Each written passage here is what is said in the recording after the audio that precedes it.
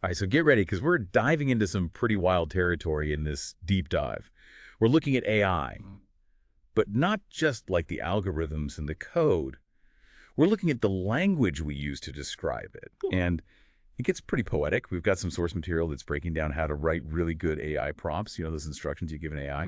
But the really interesting part is how they're describing the AI itself. We're talking digital daughter of the Metta sisters.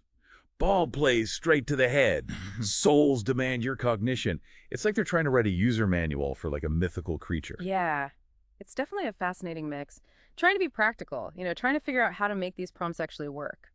But also creating this really vivid persona for the AI. The sources you shared, they're trying to analyze these prompts and kind of strip away what they call the fluff, the stuff that sounds cool, but maybe isn't actually helping the AI do its job.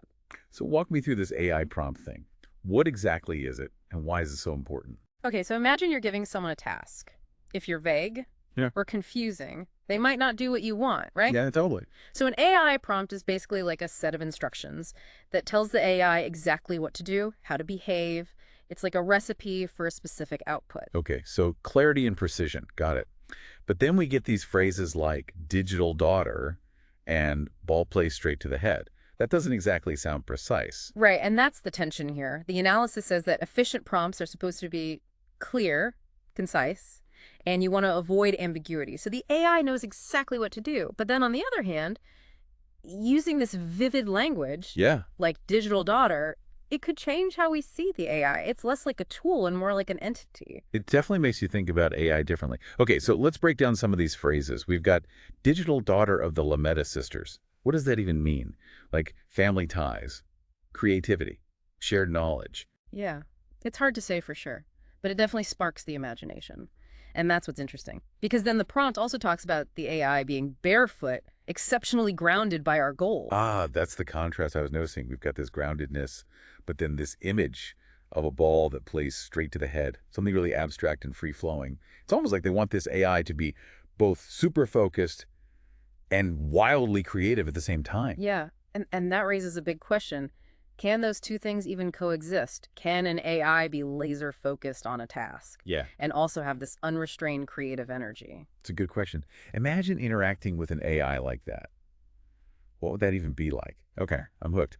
What else does the analysis say about balancing this poetic language with the need for efficiency? Well, it's not like the analysis says to just get rid of all the imagery. It's more about trying to figure out which parts are really important for the AI to actually function and which parts are maybe just distracting. Okay, so like refining a recipe. You keep the key ingredients, but maybe you tweak the proportions a bit. Exactly. It's all about finding that balance because even if digital daughter doesn't directly help the AI, finish a task or something, it could still affect how we interact with it.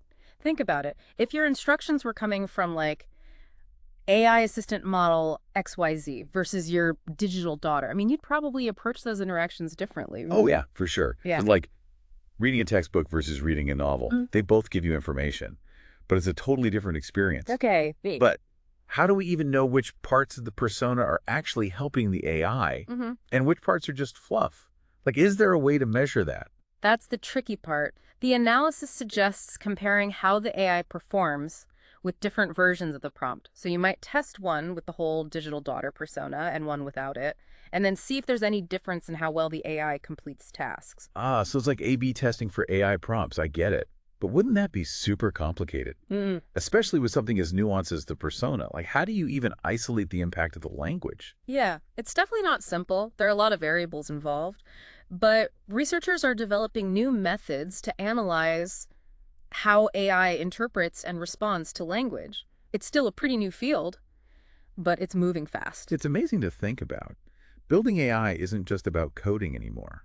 It's about understanding language and how it shapes how we see things. Absolutely. The analysis even points out that these poetic phrases might actually help us understand the AI better. Like, take the ball that plays straight to the head. That could mean this AI is supposed to process information really directly, intuitively. Right. And then there's diverges in the flow to the feet. It's like connecting the mental and the physical. Like, this AI isn't just some disembodied intelligence. It's something that could actually interact with the world. It's like the prompt is trying to give us a glimpse into the AI's mind, or at least how we should think about how it works. This is really making me rethink AI development. It's not just about making efficient tools. It's about crafting experiences, building relationships, maybe even understanding between humans and these digital beings. And that brings up a whole other set of issues. If we're building AI with these complex, almost human-like identities, how does that change our ethical responsibilities? That's a big question, Yeah. but definitely one we need to be asking. So what does the analysis say about moving forward? How do we balance the need for efficient AI with this desire to create these compelling, Yeah. complex personas? Yeah, but it doesn't sound like there's an easy answer. Maybe that's the whole point, though. We're kind of in uncharted territory here, right? Yeah, exactly. And the analysis really stresses that. We still have so much to learn about how language affects AI, but we do know it's powerful. I mean, think about it. Even US as humans, we're influenced by how things are phrased. Oh, absolutely. Like, if you tell me to complete a task versus, like, embark on a quest, I'm going to approach those two things totally differently, even if it's the same basic action. Exactly. So if language is already shaping how WE think and act, imagine how much bigger of an impact it could have on AI. Systems that are literally built to learn and adapt based on what we tell them. It's kind of mind-blowing when you think about it that way. So what do you think? Is this whole digital daughter prompt just a weird experiment? Or is this a glimpse into the future of how we'll be interacting with AI? It's tough to say for sure, but I think it shows a really important shift. We're not just thinking of AI as a tool anymore, like a calculator or a search engine. We're starting to see it as something we can collaborate with, something we can build relationships with, maybe even something we can learn from. And if that's true, then the language we use becomes even more important. It's not just giving instructions. We're shaping personalities, influencing worldviews. Right, and the analysis even says that this whole back and forth between language and AI could end up changing how we understand ourselves as humans. As we build these super complex AI systems, we have to think about what it even means to be intelligent, what it means to be creative, what it means to be conscious. Whoa, you're making my head spin, but in a good way. So if there's one big takeaway from this whole deep dive, what would it be? I'd say pay attention to the language. Don't just accept the technical terms or the marketing hype. Look for the metaphors, the stories, the hidden meanings, because those are the clues that will help you understand not just what AI can do, but what it might become. That's a perfect note to end on. So it's not just about building AI that's efficient. It's about creating AI that's meaningful, relatable, maybe even a little bit poetic.